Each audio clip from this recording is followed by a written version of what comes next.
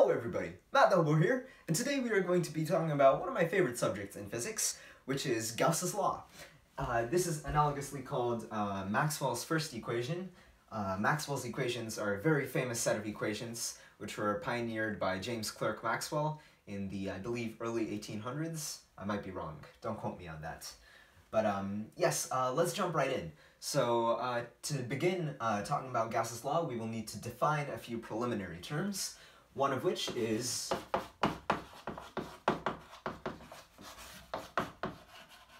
electric flux. So what do you think when you hear the word flux? You think of a flow. You think about fluid flow perhaps, but this electric flux, we will be talking about the flow of electric field. So let's take a surface. And let's say that this surface is extremely small. So in fact, it's infinitesimally small. Let's label the surface, in fact, okay, let's label the surface dA. Wonderful. And let's present the space around the surface. Let's embed the surface inside of an electric field. Well, what does that mean? That means that we have some charge configurations in this space, and they produce a certain electric field. So let's call this electric field E vector. And E vector will just, so that's the electric field. And we define infinitesimal flux, that's the key here, infinitesimal flux denoted d phi, and some of you might say, oh well, this is not phi, I write phi like this or like this. Well, that doesn't really matter because I like to use this to talk about electric potential instead of electric flux, but we'll discuss that in a different video.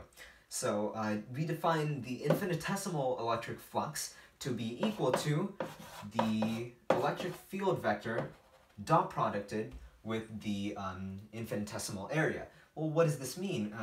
Why is there a dot product here? Well, we can expand this dot product into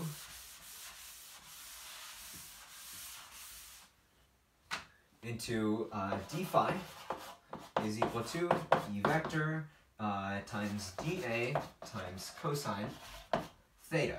But then what is theta? Well, let's say we had a surface. Just for simplicity, it's a flat plane. Then let's define a normal vector.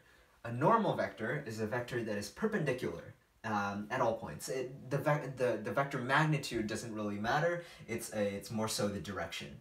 So the normal vector could either be this way or this way, but for simplicity, let's define it to be that way.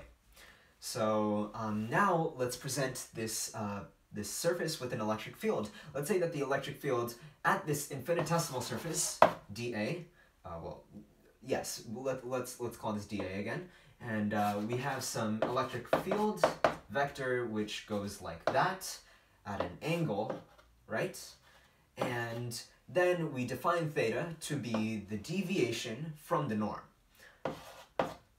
So from the normal vector. So the angle that the E field vector makes with the normal vector of the surface at that infinitesimal area is defined to be theta. So now we have a solid understanding, I hope, of what the infinitesimal electric flux is. It's equal to the electric field dot producted with the area. So d phi is equal to E dot dA. Now we would like to get a concrete understanding of what the total electric flux of an entire surface is, not just infinitesimal, because infinitesimal may be good, but it doesn't give us the complete picture. So what we do here is we integrate on both sides. So then we get phi is equal to surface integral of E dot dA. And you might not be familiar with the surface integral. That just means an integral over the entire surface of the surface in question. So if you had a cardboard box, well, not a cardboard box, but if you constructed an imaginary box and you placed a charged Q inside, and you wanted to determine the electric flux, then you would have to integrate over the all 6 sides of the sphere of the cube. So this is the surface integral over the entire region. So now we have determined what the electric flux is. We've defined it carefully and methodically. Now let's rewrite this at the top so that we have more room.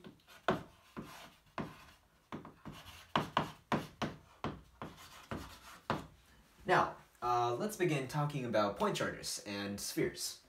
So we have a point charge here. We define it to be Q, and let's construct an imaginary sphere around this point charge.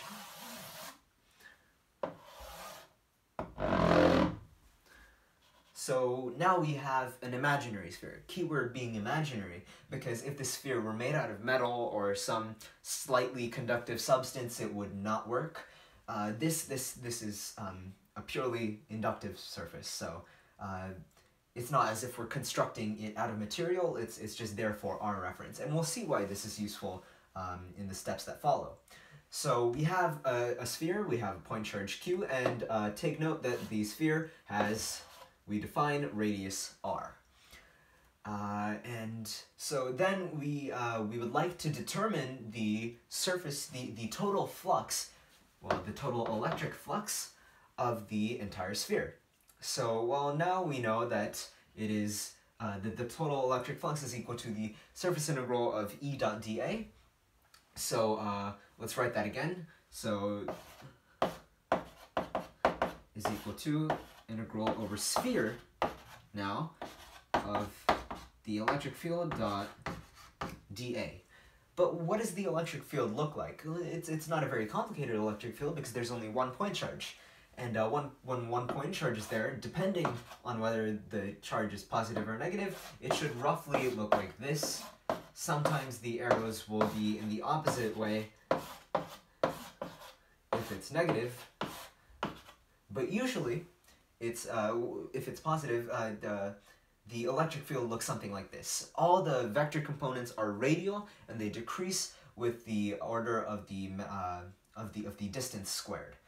So that will not be important right now. Only the radial direction of the electric field will be important right now. So let's draw a smaller sphere so we can write more math.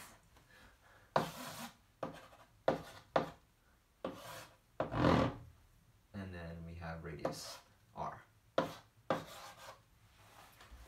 Wonderful. So now that we know what the electric field looks like, we can determine what the dot product of the electric field with the infinitesimal area looks like. So keep in mind that an infinitesimal area, when you take a window on a sphere and you shrink it down until it can't be shrunk anymore, then that is effectively a tiny infinitesimal section of the tangent plane that intersects the circle at that point. So when we determine, when we ask what is the electric flux times dot producted with the dA, we're really asking what is the electric field dot producted with dA. We have the electric field times dA times cosine theta, remember?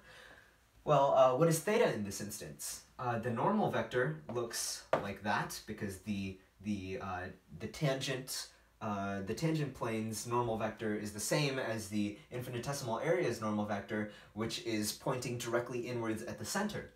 And the radial component of the E field is always, well, either 0 or the theta is either 0 or 180 degrees, or 0 or pi radians, whichever way you like to look at it. But that won't matter for now. So let's say that theta is equal to 0, because the normal vector is the same, has the same direction as the electric field vector. So then cosine theta is going to be 1, because theta is equal to 0.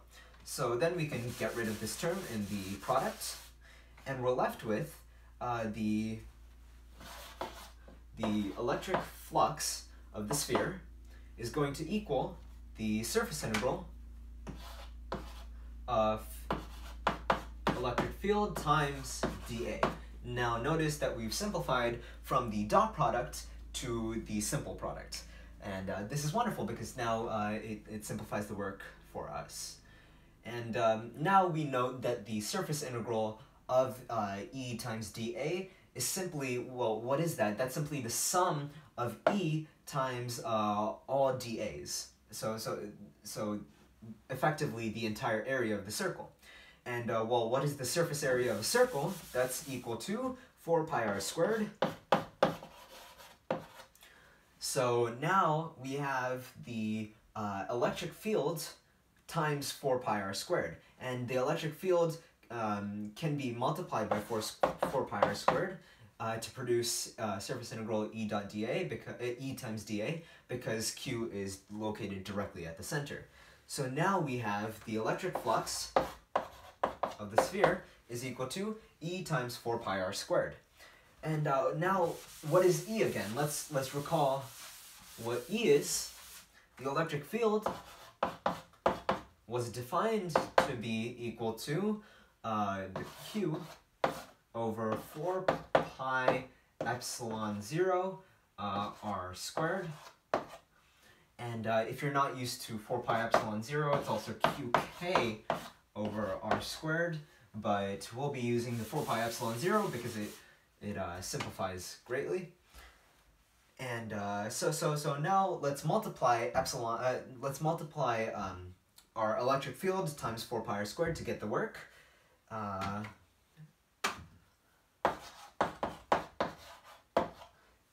So 4 pi r squared times the electric field is equal to Q times 4 pi r squared times 4 pi epsilon 0 r squared. The 4, the pi, the r squared all cancel out. And what are we left with? This entire equation is, this entire expression is equal to the electric flux of the sphere. So we're now left with electric flux of sphere is equal to the charge over the constant, the permeability of free space. So this is wonderful because this simple equation is yields us so much. And usually when we're talking about Maxwell's equations, it's written in the surface integral form as surface integral sphere of E dot dA is equal to Q over epsilon 0. And this, as you will see later on, gives us a way to solving many physics problems. And this is